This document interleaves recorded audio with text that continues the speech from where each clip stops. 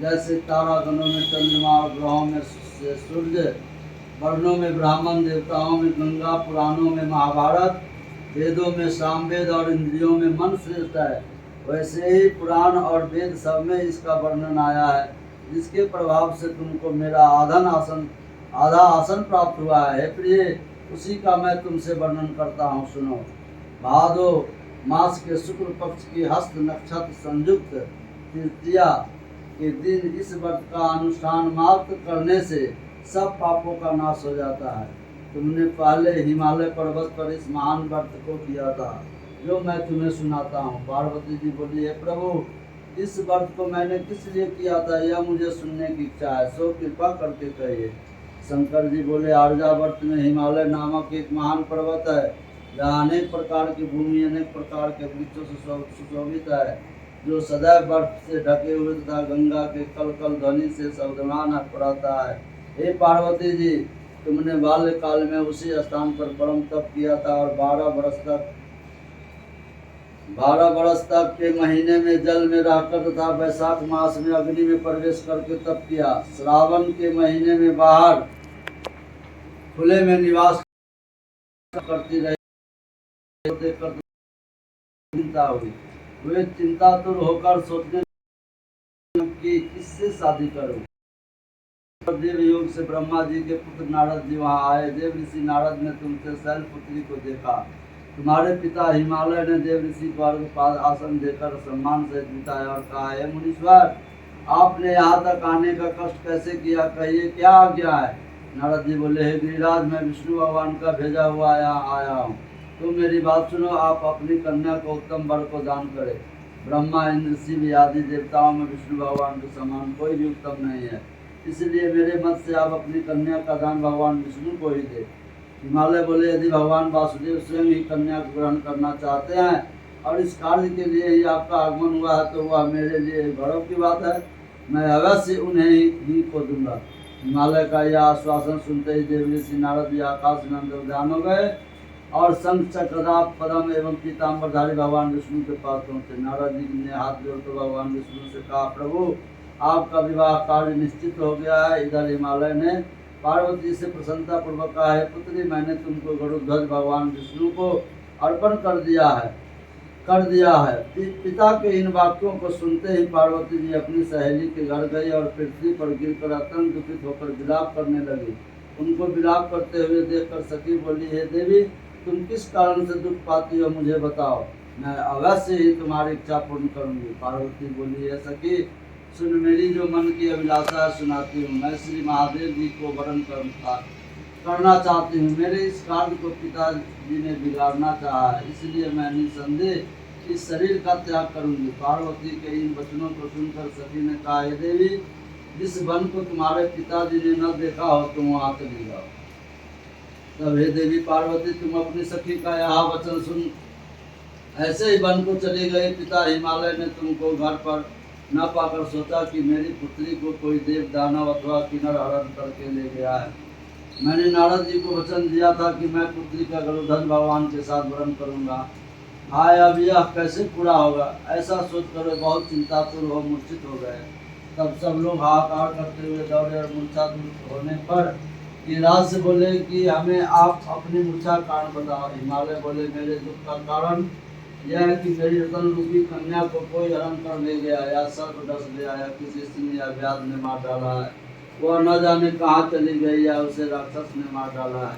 इस प्रकार का गिरिराज दुखित होकर ऐसे कांपने लगे जैसे तीव्र वायु के चलने पर कोई वृक्ष कांपता है। तत्पश्चात पार्वती तुम्हें गिरिराज साथियों सहित घने जंगल में ढूंढने निकले। शिव, व्याध, रीछ आदि हिंसक जंतुओं के कारण वन महाभयानक प्रतीत होता था। तुम भी सखी के साथ भयानक जंगल में घूमती हुई वन में एक नदी के तट पर एक गुफा में पहुंची। उस गुफा में तुम अपनी सखी के साथ प्रवेश कर गए, जहाँ तुम अन्न जल का त्याग करके बालू का लिंग बनाकर मेरी आराधना करते रहे। उस समय पर भाद्र मास की हस्त नक्षत्र युक्त तृतीया के दिन तुमने मेरा विधि विधान से पूजन किया तथा रात्रि को गीत गायन करते हुए जागरण किया। तुम्हारे उस महाव्रत के प्रभाव से मेरा आसन डोलने लगा। मैं उसी स्थान पर आ गया जहाँ तुम और तुम्हारी सखी दोनों थी। मैंने आकर तुमसे कहा, बड़ानेन, मैं तुमसे प्रसन्न हूँ, तुम मुझसे वरदान मांग। तब तुमने कहा कि हे देव, यदि आप मुझसे प्रसन्न हैं तो आप महादेव जी ही मेरे पति हो। मैं तथास्तु ऐसा करके कैलाश पर्वत को चला गया और तुमने प्रभावित होते ही मेरी उस बालू की प्रतिमा को नदी में विसर्जित कर दिया। हे सुबह, तुमने वहाँ अपनी सखी सहित व्रत का पारायण किया।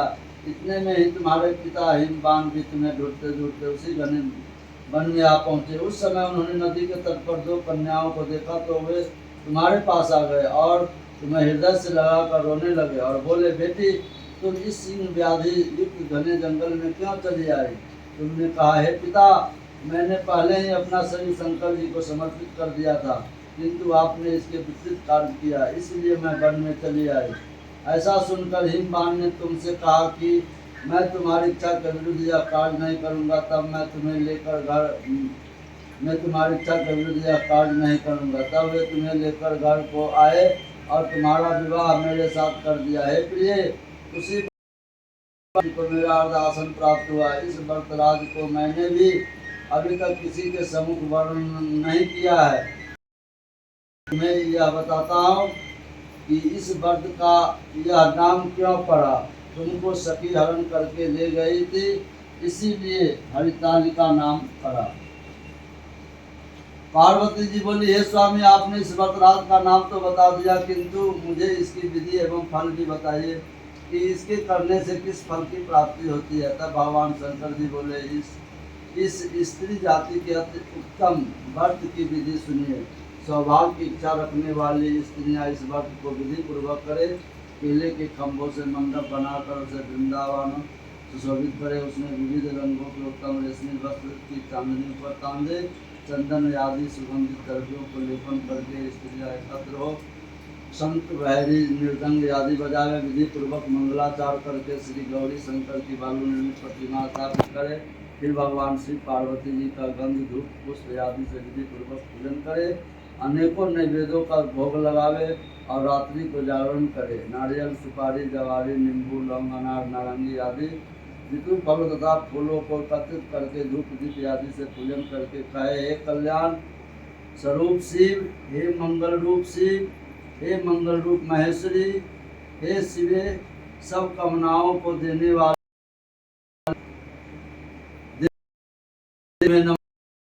स्वरूप माता, तुम्हें नमस्कार। भगवान नमस्कार करने वाली माँ, आपको नमस्कार है। हे सिंह वाहिनी, भय से व्याकुल हो, तुम मेरी रक्षा करो। हे महेश्वरी, मैंने इसी अभिलाषा से आपका पूजन किया है। हे पार्वती माता, आप मेरे ऊपर प्रसन्न होकर मुझे सुख और सौभाग्य प्रदान कीजिए। इस प्रकार के शब्दों द्वारा उमा सहित शंकर जी का पूजन करें। विधि पूर्वक कथा सुनकर गौ, वस्त्र, आभूषण आदि ब्राह्मणों को दान करें। इस प्रकार से व्रत करने वाले के सब पाप नष्ट हो जाते हैं। एक बार बोलिए, शिव पार्वती पति हर हर महादेव। सब आदमी आप फूल चढ़ाओ, सब आदमी के हाथ में से लेकर चढ़ा दो, आरती पे थाली लो।